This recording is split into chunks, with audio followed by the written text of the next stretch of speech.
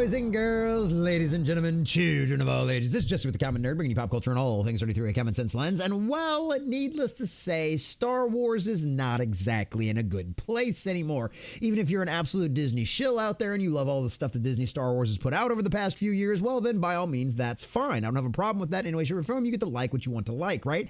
But at the end of the day, the numbers don't lie, and 2 plus 2 still equals 4. And we know that Disney Star Wars' ratings are absolutely in the toilet these days. I mean, the Skeleton Crew show is the first Disney Star Wars product on Disney Plus to not chart a single time on the Nielsen charts. Well, boys and girls, at least based on this new Andor Season 2 release schedule, someone inside of the Walt Disney Company understands the absolute damage that has been done to that brand and how abysmally bad things are, because of course they cannot help themselves but fluff the numbers any way they can, boys and girls, because as you can see here from the headline over here at thatparkplace.com, Andor Season 2 baffling trailer and release schedule raises questions about Star Wars' streaming shows. Is Disney trying to inflate streaming numbers? And of course they are. Why wouldn't they be? It's not the first time they've done something like this. There's a reason why there's 2-episode premieres on these streaming services and 2-episode finales on these streaming services that air on the same day.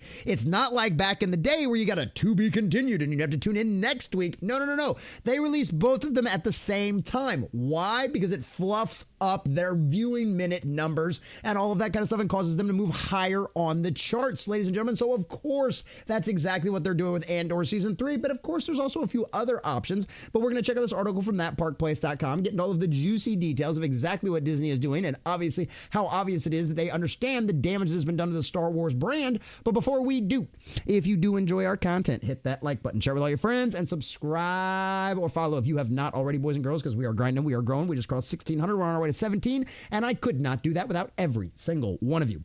Also, leave us a comment in the section down below. Let us know what do you think about all of this. Do you think they're intentionally doing this, or do you think it's because of like they want to be able to have like package deals? Do you think maybe it's because they have nothing but movie producers involved with this thing, and then maybe that's why they're doing like 3 at a time? Are you excited for Andor Season 2? Did you enjoy Andor Season 1? Let us know what you think about all of that in the comment section down below. If you'd like to support the channel, please check out the links in the description as well.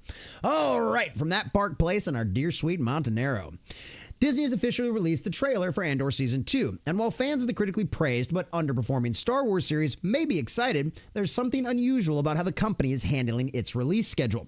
Instead of the standard weekly episode drop, Andor's final season will be released in 4 chapters, consisting of 3 episodes. This means the entire season will air in just 4 weeks, an approach rarely used for a major franchise. This raises a few red flags, and absolutely it does, because and we've talked, there's an argument online over the binge model, over the weekly model, and yada, yada, yada. But at the end of the day, the weekly model is best for something that is good, right? Because you can get a lot of hype around it. You can get the water cooler effect, right? Where people are talking about it at work and all that kind of stuff, and it spreads to other people. I mean, that's how I found out about Game of Thrones. That's how we found out. A lot of people found out about Walking Dead, all of this kind of stuff, right?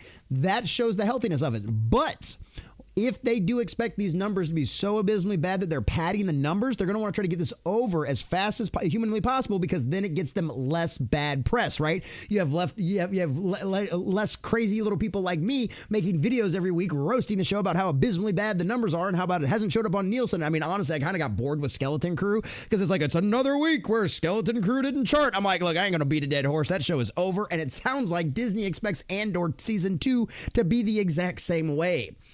At first glance, this Andor Season 2 schedule suggests that Disney is looking to burn through the show as quickly as possible, whether due to its slow pacing, low viewership expectations, or an effort to clear out Kathleen Kennedy projects before her rumored departure, which, of course, is all still rumor, and it's one of those things, Kathy will leave when Kathy wants to. But if you want the full details of that, go check out my video from yesterday on that. The compressed release strategy feels like an attempt to get the show out of the way. But there's another angle to consider. Disney may be trying to game the streaming numbers to boost Andor onto the top 10 charts, considering the fact that their last show didn't chart at all. Well, it was for kids. You say that about everything that's Star Wars, yeah, hypocrites. Before diving into the release schedule, let's address the trailer itself, which is already turning heads for the wrong reasons. The preview features Steve Earle's The Revolution Starts Now, a modern rock song that feels completely out of place in Star Wars, a franchise known for John Williams' iconic orchestral scores and an immersive, timeless soundscape, has now a trailer that looks and feels more like a generic espionage thriller. Oh, Joe. joy. Yay.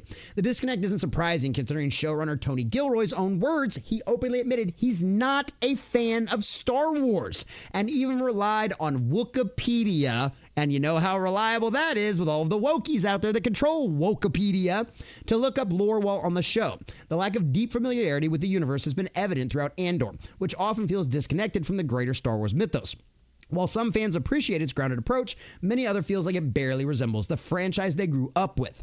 The most unusual aspect of Andor's return is its release strategy. Instead of the traditional weekly episode drop, something Disney has used for nearly all of its major Star Wars and Marvel series, except for Echo, which they dual released on Hulu and Disney Plus, and they dropped it all at once. The only time they've ever done that. And why? Because Disney Marvel knew that thing was going to be a disastrous dumpster fire. I wonder what they think about Andor Season 2. This massive departure for its industry norm is not a sign of confidence. If Disney believed Andor would be a major hit, they would extend its release schedule over 12 weeks to maximize audience engagement. A staggered rollout encourages ongoing discussions, fan theories, and consistent subscriber retention. Instead, Disney appears to be pushing the show out the door as quickly as possible. Why would they do this? There are a few possibilities. And it's one of them situations, too, where it's like, I wish Netflix would get that as well. All of that stuff, audience engagement, a staggered rollout, fan theories, discussions, videos, reviews, right? If it's good, we're going to go out there and review your stuff. We're going to watch it. We're going to promote it. Like, the only thing I promoted about the James Gunn's Creature Commandos was that one episode that was good. The rest of it was hot garbage. But like, that gives us time to do all of that kind of stuff. But if it's really bad and everybody hates it, it also means less time for it to be in the news cycle getting roasted over and over again. It's going to be over in a month instead of like 2 months of everybody able to put, like good old RK Outpost, Ryan Kennel, out there being able to put out like 3 videos a day about how abysmally bad everything's going with the show. It limits all of that. It makes it so a much smaller window for all that kind of stuff as well. So they know Andor moves too slowly for a weekly format. So this is one of them situations where this could be one of the nicer excuses for them to do this. The first season of Andor was often criticized for its slow pacing, while many episodes feeling more like parts of a long movie than as standalone installments. So I say a lot of these people out there that have been making stuff for Disney streaming services do not know how to make television at all. Like, hire the guys from that ran like some of the CSI shows. Those guys did great weekly television. A week-to-week rollout could highlight this issue, leading to audience drop-off. By releasing 3 episodes at a time, Disney may be trying to avoid that problem by letting viewers consume the story in larger chunks. They're clearing out Kathleen Kennedy's project. So this, I think, is another one that's just like wishful thinking, but fingers crossed, right, boys and girls? Fingers crossed. Not that it's going to do anything good. Star Wars is a dead brand, but it'd still feel nice. With Kathleen Kennedy rumored to be exiting Lucasfilm before the end of 2025, Disney could be looking to wrap up all remaining projects from her tenure to make way for a new creative direction. Rapidly releasing Andor allows them to check another box before moving on to fresh initiatives. They don't expect high viewership, obviously. But this is the most likely reason right here.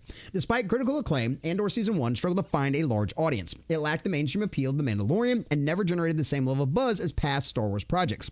If Disney Plus executives don't believe Andor will pull strong numbers, they may have decided it's not worth spreading out over 3 months. I know, but we wanted to make videos over 3 months about it. Come on, guys. You're screwing me over on content here. Is Disney trying to inflate streaming numbers? Yes. Beyond the obvious concerns about confidence, there's another possibility. Disney might be trying to game the system to boost Andor's streaming numbers, and here's the full breakdown on why this works. Streaming rankings are heavily influenced by total minutes watched. By releasing 3 episodes per week instead of 1, Disney can artificially inflate Andor's viewership numbers. Here's how. A singly weekly episode might lead to 40 to 50 minutes of engagement per viewer. Releasing 3 episodes once means that each viewer is now watching over 2 hours per sitting, essentially a movie.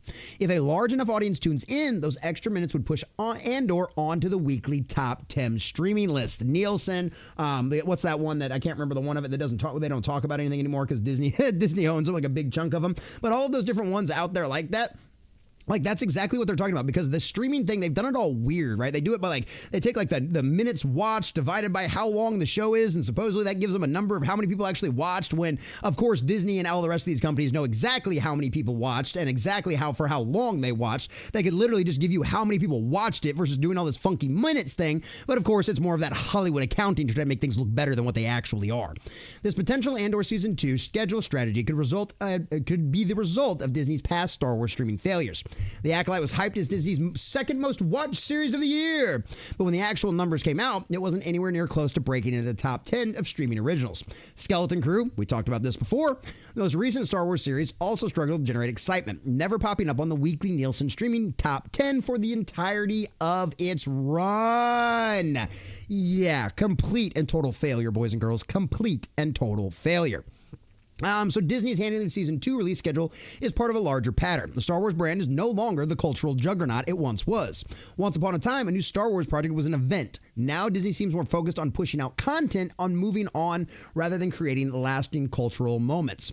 The rushed release schedule of Andor season 2 suggests one of two things. Either Disney lacks confidence in the show, or they're trying to inflate the numbers to make it look like a bigger success than it actually is. It's actually both. Disney doesn't have any confidence in the show. The numbers are going to be bad, so they're doing the best they can to try to artificially inflate the numbers so it looks better than the disastrous dumpster fire we all know it's going to end up being.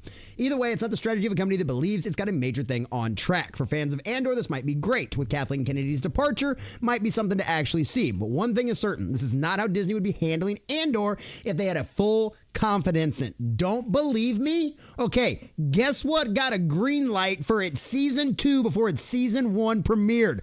Daredevil Born Again, aka Daredevil season 4.